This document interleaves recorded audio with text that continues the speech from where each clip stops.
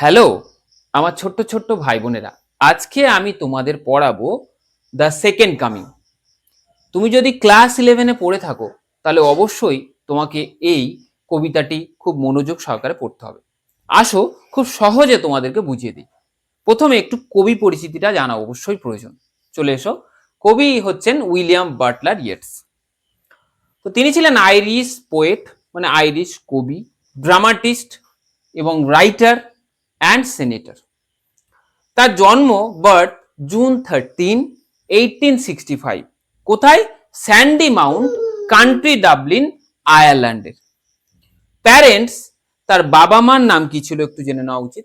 জন Butler Yeats, যে ছিলেন famous painter, মানে খুব সুন্দর পেইন্ট করতেন, ঠিক আছে, খুব ছবি আঁকতেন খুব সুন্দর। এবং তার মা ছিলেন সুসান পলেক্সফেন। তার ফেমাস ওয়ার্কস যেগুলো আমাদেরকে অবশ্যই জানতে হবে, তো তার সব থেকে গুরুত্বপূর্ণ কাজগুলোর মধ্যে এক নম্বর হচ্ছে দ্য ওয়াইল্ড সোয়ান্স অ্যাট কুলি, যেটা 1919 সালে লিখেছেন। Michael Roberts and the dancer 1921 সালে লিখেছে, যেটা খুবই গুরুত্বপূর্ণ, কারণ এই যে সেকেন্ড কামিং, এই পোয়েমটি পাবলিশ করা হয়েছিল এই Michael Roberts and the dancer সংকলনে। 3 নম্বর দ্য টাওয়ার 1928-এ লিখেছেন। লাস্ট পোয়েমস অ্যান্ড প্লেস লিখেছেন 1940। তিনি টোটাল তার সারা জীবনে 30টা পোয়েট্রি কালেকশন লিখেছেন, মানে প্রচুর 30টা প্রচুর বড় বড় কবিতা সংকলন করেছেন। তিনি যে অ্যাওয়ার্ডটা পেয়েছেন, আমাদেরকে খুবই গুরুত্বপূর্ণ যে অ্যাওয়ার্ডটা জানতে হবে, সেটা হচ্ছে তিনি নোবেল প্রাইজ পেয়েছেন লিটারেচার সাহিত্যে নভেম্বরের 14, 1923 সালে। খুবই গুরুত্বপূর্ণ, কারণ নোবেল প্রাইজ সবাই পায় না। নোবেল প্রাইজ পেতে গেলে তার প্রচন্ড অভিজ্ঞতা এবং দক্ষতা লাগবে এবং প্রচুর সেই সম্বন্ধে প্রচুর জ্ঞান থাকতে হবে। তিনি মারা যান জানুয়ারি 28, 1939, যেটা তার বয়স তখন প্রায় 74 বছর বয়স। তো আমাকে এই যে সেকেন্ড কামিং শুরু হওয়ার আগে একটুখানি ওর তথ্য সম্পর্কে আমাদেরকে একটু জানতে হবে, কবিতাটা সম্পর্কে। তার আগে একটু দেখো যে সেকেন্ড কামিংটা হচ্ছে একটা অ্যালিগোরিক্যাল পোয়েম। এটা লেখা হয়েছিল আফটার ফার্স্ট ওয়ার্ল্ড ওয়ার, মানে ফার্স্ট ওয়ার্ল্ড ওয়ারের যে ভয়াবহতা, এর পরবর্তীকালীন এই কবিতাটা লেখা হয়। এটা একটা অ্যালিগোরিক্যাল পোয়েম, আমি বলেছি। এর যে এটা প্রথম লেখা হয়েছিল রিটেন 1919 সালে লেখা হয়েছিল কবিতাটি। প্রিন্টেড করা হয়েছিল 1920 সালে, ছাপা হয়েছিল, এবং সেটা পাবলিশ করা হয় 1921 সালে। Very much important. এবং সেটা কোথায় পাবলিশ করা হয় আমি আগেও বলেছি, সেটা হচ্ছে Michael Roberts and the dancer, যেটা 1921 সালে এখানে কিন্তু পাবলিশ করা হয়। আশা করছি তোমরা একটু বুঝেছো, কবিতাটি খুব সহজে তোমরা বুঝতে পারবে। চলো ডিরেক্টলি কবিতাতে চলে যাই। চলে এসো। The second coming. Turning and turning in the widening gyre, গোল গোল করে ঘুরতে ঘুরতে ঘুরতে বাড়তে বাড়তে সেটা বলয় বা ঘূর্ণির আকার ধারণ করেছে। এরকম করে গোল গোল গোল গোল গোল গোল গোল গোল করে উপরের দিকে উঠে চলেছে। গোল গোল করে ঘুরতে ঘুরতে সেটা বলয় বা ঘূর্ণির আকারে উপরের দিকে উঠে চলেছে। The falcon can not hear the falconer, বাজ পাখি সে আর তার মালিককে শুনছে না, বাজ পাখিকে যে কন্ট্রোল করে তার কথা শুনছে না। থিংস অল অ্যাপার্ট, জিনিসপত্র সব ছড়িয়ে রয়েছে। The centre can not hold, কেন্দ্র কোন রকম কর্তৃত্ব ফলাতে পারছে না, মানে যে শাসকগণ মানে শাসন করে, যে সে শাসন করতে পারছে না। চারিদিকে কেউ কাউকে মানছে না। মেয়ার anarchy is লুজড upon the world, তুচ্ছ অরাজকতা চারিদিকে ছড়িয়ে পড়েছে, সারা পৃথিবীতে ছড়িয়ে পড়েছে। দ্য ব্লাড ডিম টাইট ইজ লুজড, সারা জায়গায় রক্ত ভরা ঢেউ দেখা যাচ্ছে, চারিদিকে শুধু রক্ত ভরা ঢেউ, সমুদ্রের মতো শুধু রক্ত ভরা ঢেউ চারিদিকে বয়ে চলেছে। অ্যান্ড এভরিহোয়ার, সব জায়গায়। The ceremony of innocence is drowned, নিষ্পাপতার উৎসব আজ অবহেলিত, ভালো মানুষগুলো আজকে ডুবে গেছে। The best lack all conviction, সবচেয়ে ভালো যারা তারাও তাদের আত্মবিশ্বাসটাকে হারিয়ে ফেলেছে। While the worst are full of passionate intensity, তখন কি হয়েছে, যারা খারাপ তারা তাদের আনন্দে তারা কাজগুলোকে সারছে, মানে অতিরিক্ত উৎসাহে অধর্ম করে চলেছে। স্বাভাবিক, ভালো লোক যখন চলে যাবে সেই জায়গাটা যখন খারাপ লোকে রাজত্ব করবে বা খারাপ লোক যখন চালাবে, তখন কিন্তু একটা খারাপ পরিস্থিতি তৈরি হবে, সমাজে একটা খুব বিশৃঙ্খলা পরিস্থিতি তৈরি হবে।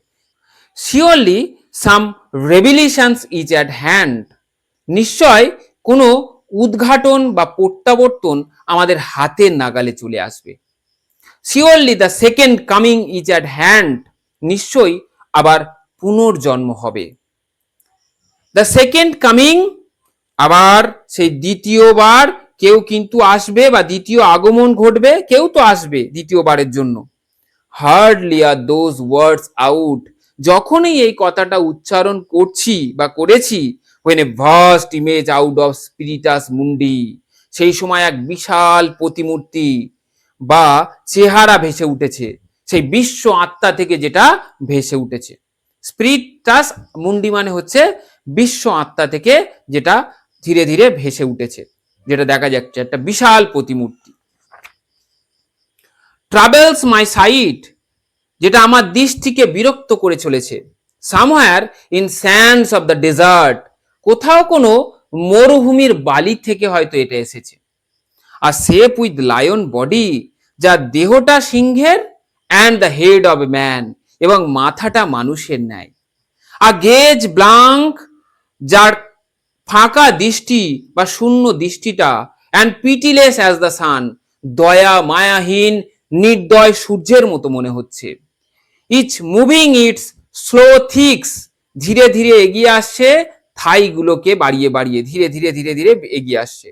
while all about it, ওর চারপাশে, real shadows of the indignant desert birds, ওর চারপাশে ঘূর্ণয়মান ছায়া, যেটা রাগী মরুভূমির পাখিদের যেন একটা ছায়া তৈরি করেছে, সেই ছায়াটা। রিয়েল শ্যাডোস মানে ঘূর্ণয়মান ছায়া, যেটা কি করেছে, ইন্ডিগনেট মানে রাগী ডেজার্ট বার্ডস, মরুভূমির পাখিদের কথা বলা হয়েছে। দ্য ডার্কনেস ড্রপস এগেন, আবার অন্ধকার ছড়িয়ে পড়েছে। বাট নাও আই নো, কিন্তু এখন আমি জানি, that 20 centuries of stony sleeps, সেই 2000 বছর ভগবান শুয়েছিলেন বা সেই ঈশ্বর বা যিশু শুয়েছিলেন সব স্টোনি স্লিপ, পাথুরে নিদ্রায়, নিশ্চল ঘুমে সে কিন্তু এতদিন ঘুমিয়েছিলেন। ওয়ার ভেক্স টু নাইট মেয়ার, বিরক্ত দুঃস্বপ্নে, বা এ রকিং ক্যাডেল, দোদুল্যমান দোলনায় যিশু যেন ঘুমিয়েছিলেন এতদিন। শিশুর মতো সেই যিশু এতদিন 2000 বছর ধরে ঘুমিয়ে আছেন। অ্যান্ড হোয়াট রাফ বিস্ট, কি সেই জন্তু বা কর্কশ সেই পশুটা, কি জন্তু? Its hour come round at last, যার সময় চলে এসেছে। Slouches towards Bethlehem to be born, জবুথবু অবস্থায়, স্লাউচেস মানে জবুথবু অবস্থায় সে ধীরে ধীরে এগিয়ে আসছে বেথেলহাম, কোথায়? আমরা জানি যীশু খ্রিস্ট জন্মগ্রহণ করেছিল বেথেলহামে, সেই বেথেলহামে টু বি বর্ন, সে আবার জন্ম নেবে বলে সে কিন্তু ধীরে ধীরে এগিয়ে আসছে। যীশু খ্রিস্টের আবার জন্ম হবে এই খারাপ পরিস্থিতিতে আমাদেরকে উদ্ধার করার জন্য। পাপের ঘড়া পূর্ণ হলে অবশ্যই ভগবান বারে বারে আমাদের বাঁচানোর জন্য চলে আসেন। এই কবিতাটি এর জন্যই বলা হয়েছে। আশা করছি এই ছোট্ট ভিডিওটি থেকে তোমরা অনেক অনেক হেল্পফুল বা অনেক উপকৃত হয়েছো। যদি এই ভিডিওটি তোমাদের ভালো লাগে তাহলে অবশ্যই তোমরা তোমাদের বন্ধুদের কাছে এই ভিডিওটিকে শেয়ার করো, আর একটা লাইক এবং কমেন্ট করতে ভুলো না। সবাই ভালো থেকো, সুস্থ থেকো, ধন্যবাদ।